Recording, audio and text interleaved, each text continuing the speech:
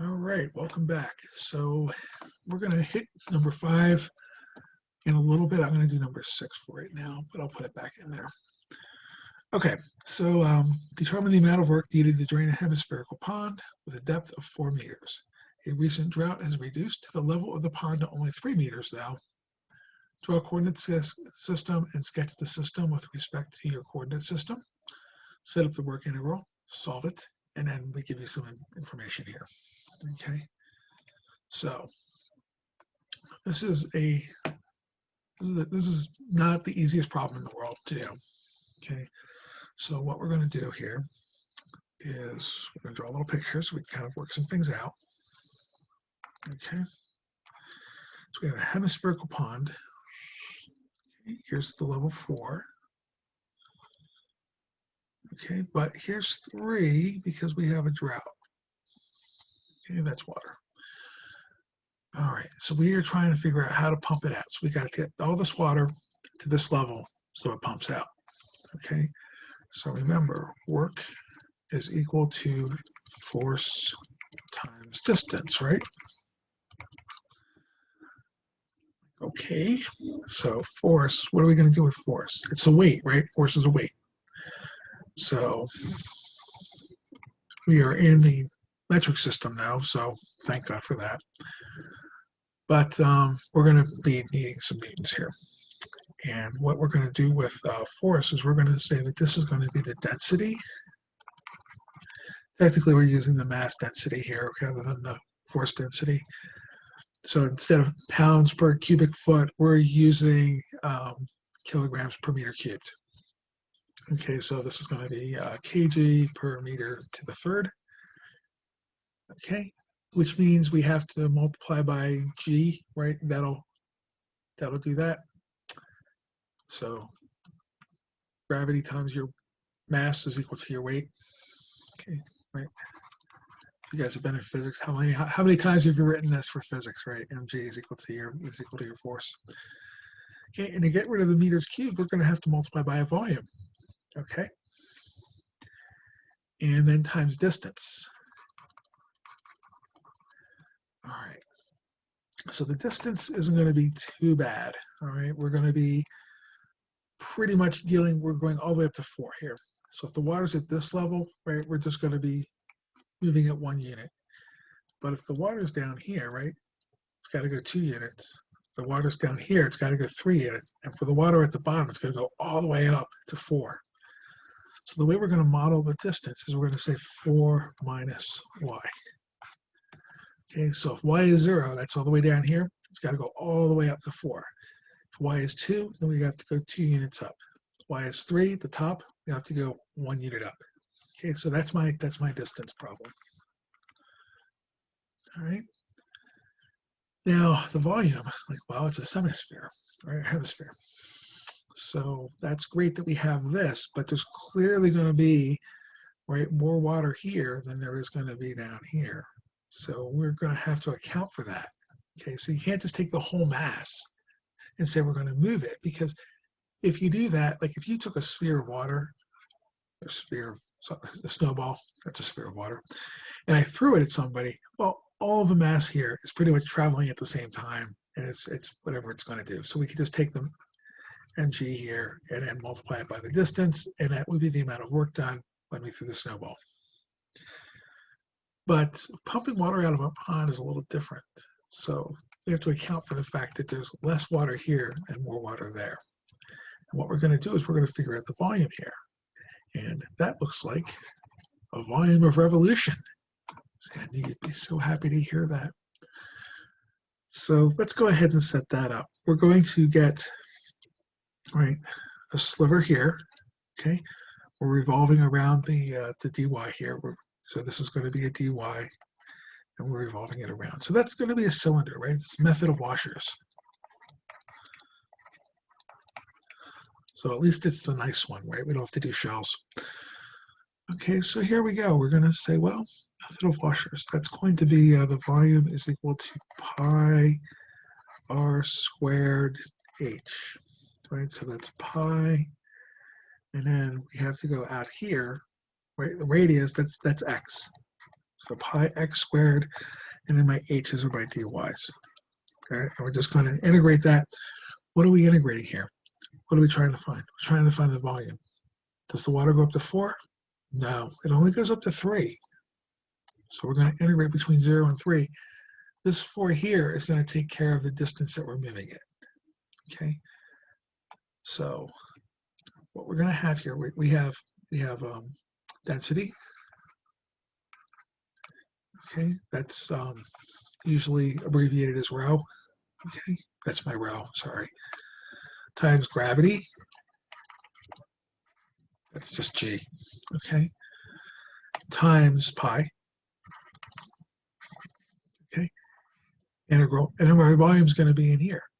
Okay, but this goes from 0 to 3 pi x squared dy. That's my, this is all, let me get rid of this pi.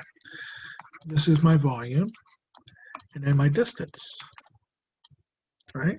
And that was 4 minus y. Okay? So we have to figure out what to do with that x. Well, semicircle, right? We know x squared plus y squared is equal to radius squared. I'm going to claim that that's going to be 16 since hemisphere depth of 4. So 16. Now we're trying to replace x. So we're saying x squared is equal to 16 minus y squared. Do I need to go further? No, I've got x squared here. Look, I've got x squared there. We can just substitute. So what we're going to do is we're going to say this is going to be rho times g. We're going to move the pi out now, so that's pi. Integral 0 to 3, because we're trying to get our volume. And we've got 16 minus y squared, 4 minus y, dy. All right, and that is the integral we're going to have to deal with in order to figure out how much work is going on here.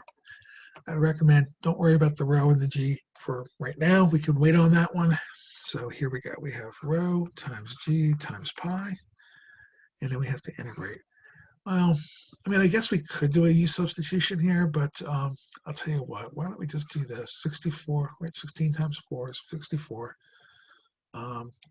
Minus 16y, 16 times y, minus 4y squared plus y cubed. All right, that looks like a nice integral for right halfway through a Calc 2 final. Okay, so let's go ahead and integrate that. Oh, this goes from 0 to 3.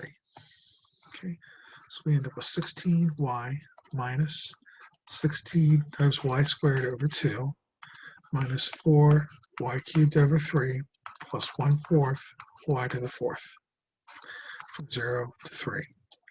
Now, if I plug 0 in here, right, there's no cosines, right? There's no weird stuff where it's going to make this thing is not, or e's, right? E to the 0 is 1, cosine of 0 is 1. We don't have any of that business to deal with. We just have 0. So in a polynomial, that one's 0. So we're just going to evaluate it at 3. So this is rho g pi. And here we have 16 times 3 minus 8 times 3 squared. It's a minus 4/3 times 3 cubed, right? Plus 1/4 times 3 to the 4th. And now it's just arithmetic. Okay. So before we get to that, what am I looking for when I'm grading a problem like this? Did you make a drawing? Right? That it specifically says set up the integral, okay, solve it, and then or draw a coordinate system and sketch it. Okay. So I'm really looking for, again, your communication. What are you trying to do? Draw this. Okay. Draw this. And after that, we're going to get through here and here and here. Okay, and I'm pretty forgiving. Like if you mess this up, like that's pretty common that people mess that up. Just try to remember the distance, and then with the integral, we're getting the volume. Okay, that's the job of the integral, is to get the volume. So we're not trying to integrate the distance, it's the volume. Even so, I still know that people are going to mess this up. Okay, I mean, it's a mistake, but it's definitely a more minor mistake. So I'd really like you to set up your coordinate system, draw your shape, okay? Be on the lookout for a cone, okay? and go through and do all of this. But this, again, the integral part of this, the arithmetic, well, once you get past this, right? I'm hopefully I'll be done grading it. I'm only going to really be grading this first part. Hopefully the rest of this you'll just, it'll be on autopilot and you'll just get it. Okay. Rho times g times pi. And then what are we going to have here? We're going to have 48 minus 8 times 9. Okay.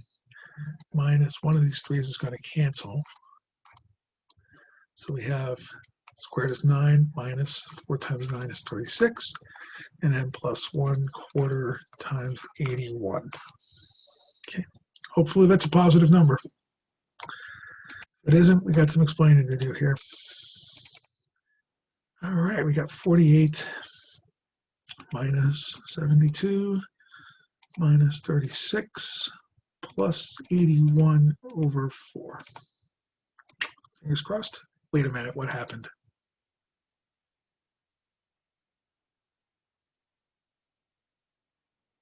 Should have been a positive number. What's going on here with that? Oh, you know what's going on? 64 is not 16. Okay. There we go. All right. So that's 64 times 3. Okay. 192. There. That's what's going on. So 192 minus 72 minus 36 plus 81 over 4. Okay, and then we got 104.25 times the rho times the g times the pi. And if you want to, for the sake of completion, if you want to go through this, where I tell you, right, density of water is 1,000, gravity is 9.81 meters per second squared. Okay.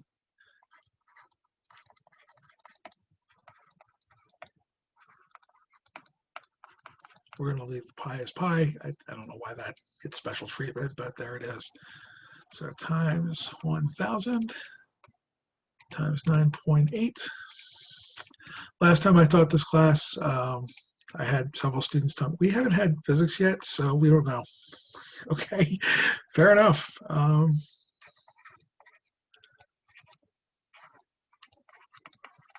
So 1, 2, 3, boom, 1, 2, 3.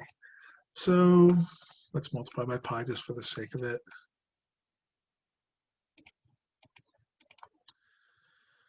All right, so 3,212,883 points. We'll say 25. I think this is joules, right? This is a Newton meter kind of a thing, right? So there we go. So that's a joule.